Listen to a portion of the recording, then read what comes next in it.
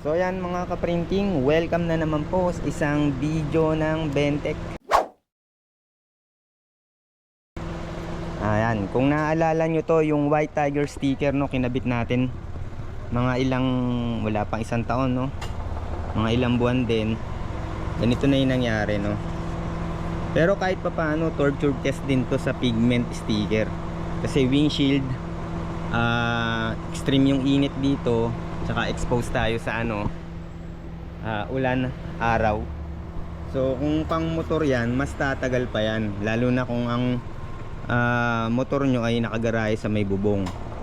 Kahit siguro sa sa sasakyan, basta yung garahe ninyo may bubong at hindi masyadong naiinitan at naaarawan, tatagal. Eto, exposed siya sa sa sunlight, sobrang init, tapos yung ulan pa yun. Pero kahit pa paano, tumagal yung sticker no. Yan, hindi, medyo tingin ko yung kulay hindi naman masyadong kumupas no.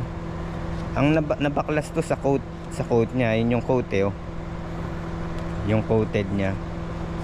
Yan, sa ibang binili sticker, wala pang yung nasubukan ko na iba no, hindi na ako magbabanggit ng brand.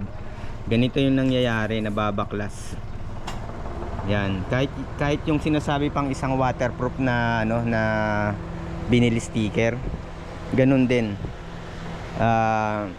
Hindi rin siya tumatagal no. Kaya mahirap din talaga ilaban yung yung pigment pigment ink sa mga outdoor. Pero kung pang motor no, yung mga logo no, pambigay ng mga vlogger no, yung mga maliliit na sticker no pang motor, pwede na yung yung White Tiger. Kahit naman siguro yung isang leading brand na pwede na rin. Yan. So ayun lang mga kaprinting no. Aalisin ko na lang din to.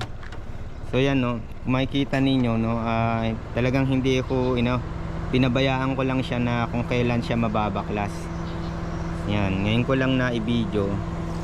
Siguro mga 2 days ago na to nabaklas no, nung nagpa-carwash ako. Medyo na kasi sobrang init dito Yan. Alisin na natin. Yan na. Tsaka parang lumutong din yung sticker dahil sa init. So kung nakikita nyo tong na to, 3M to, tong pang subdivision 3M. Yan, mas matitibay yan. Tapos ito matagal na to Ecosol din to Ang brand nito ata Sophie. Yan, ito 3M. Ito yung pigment sticker nga yan, nabaklas na, wala pang isang taon. Pero tumagal din ilang months din yun, tagal din yun. Sa ibang binil sticker, baka ilang lang yan, alis na yan. Lalo na kung nadadaanan ng wiper. Yan.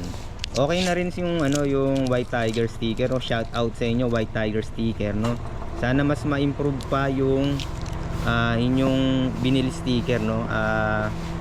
Maalis yung yung problema na kumukulot yung dulo. Yan.